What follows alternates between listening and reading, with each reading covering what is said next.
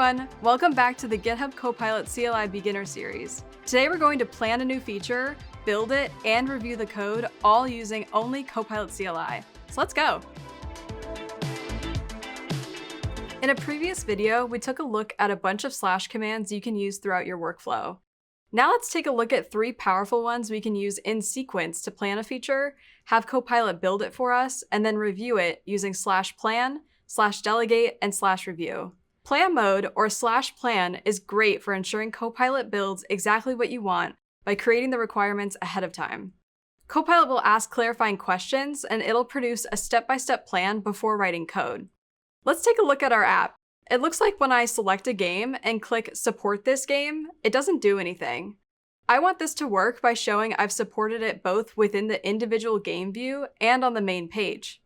Let's use Copilot's plan mode to plan out how we'll build this. Typing Shift-Tab will put you into plan mode. You can also type /plan. Let's say, let's implement the Support this game button.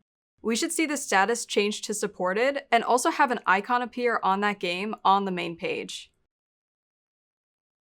After submitting the prompt, Copilot will analyze the project structure and begin to form a plan. What's great about plan mode is Copilot will also ask clarifying questions for things you may not have thought of nor specified. Here, Copilot has asked about how we store the supported state, what icon we want to use, and if the user should be able to toggle the supported state. For the project storage, we'll stick with local storage so we don't need to implement a backend. For the icon, I want to use the same heart icon we had, and for toggling, I think we should have this supported. Now, Copilot will come up with a step-by-step plan, and we can go ahead and ask it to implement it. We could choose to implement it here locally or have Copilot build it in the cloud. Next, we'll delegate this plan from Copilot CLI to the cloud so the GitHub coding agent can build it for me. Delegation, or /delegate, pushes the work to a remote Copilot coding agent that opens a draft PR, which is perfect for tasks you don't want to do live. Let's delegate the plan we just made to the GitHub Copilot coding agent from Copilot CLI. To delegate, we'll type /delegate, and then we can include a prompt. For this, we'll say implement this plan. Copilot will start by summarizing the context from the conversation. Then it'll create a draft PR and add its implementation.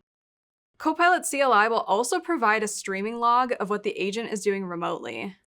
While this is working, I'm able to start a new session with Control-N and begin working on something else because Copilot is processing in the background. Let's take a look at the PR it made. While it's still working, we can click on the View Session button to see what steps it's taking, and we can steer if needed. Now let's fast forward a little bit. We can see it left a detailed PR description, and now that the agent has finished, we can take a look at the files.